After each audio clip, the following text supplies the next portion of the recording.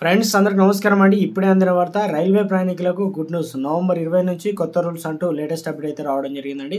అందుకు సంబంధించి complete information అనేది మన వీడియో రూపంలో తెలుస్తుంది. వీడియోని పూర్తిగా చూడండి, అప్పుడే అర్థమవుతుందండి. మొదటిసారి కనుక ఛానల్ వస్తే తప్పకుండా సబ్స్క్రైబ్ చేసుకొని bell button all notification activate చేసుకోండి.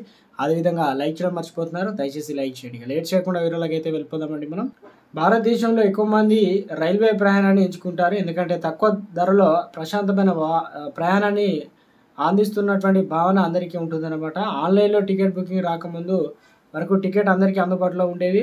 2014లో ఐఆర్టీసీ ఆన్లైన్లో టికెట్స్ను అందుబాటులోకి తెచ్చాక అప్పటికప్పుడు ప్రయాణం చేయాలనుకుంటే టికెట్ దొరకడం చాలా కష్టంగా అయిపోయింది.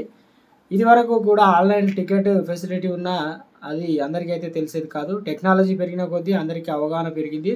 దాంతో టికెట్ల రద్దీ ఐఆర్టీసీ మార్చిన రూల్స్ ఇవే. ఐఆర్టీసీ ఐడి పైన ఒక పర్సనల్ ఎన్ని టికెట్లు బుక్ చేసుకోవచ్చు అని చెప్పి దానిపైన ఒక కన్ఫ్యూజన్ అయితే ఉండేది. రైల్వే క్లారిటీ అయితే ఇచ్చిందనమాట.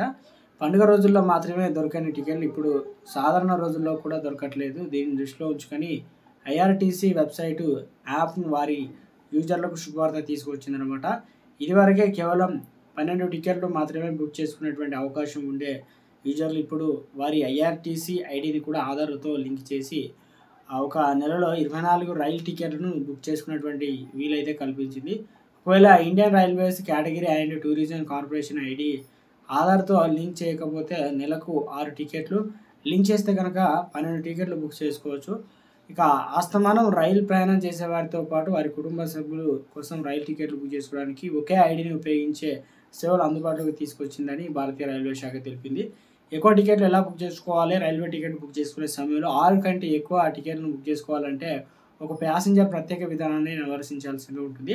ఇక అప్పుడే ఆ ప్యాసింజర్ ఒకసారి 6 కంటే ఎక్కువ ఆ టికెట్లను బుక్ చేసుకునేటువంటి అవకాశం అయితే ఉంటుంది.